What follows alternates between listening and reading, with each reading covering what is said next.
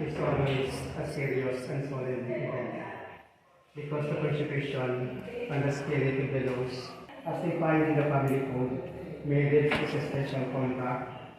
It is the foundation of the family and its obligations and great responsibilities to the spouses. It is legal raise them not only as new citizens. Please stand, the two of you. Dana, did you come here of your own free will to be bound in marriage to Brian?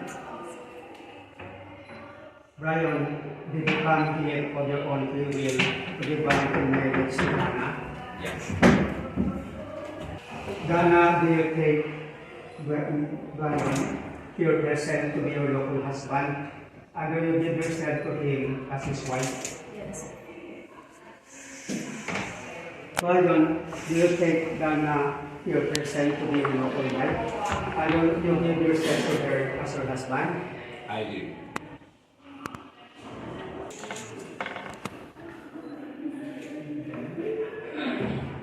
And you hold her left hand.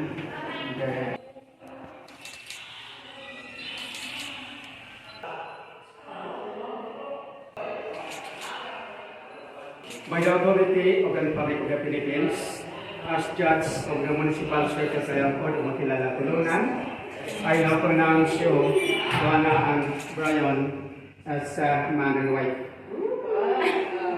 Do you witnesses, ama testigo, attest that Dana and Brian have indeed freely exchanged marriage promises and are therefore so now bound in the bond of marriage?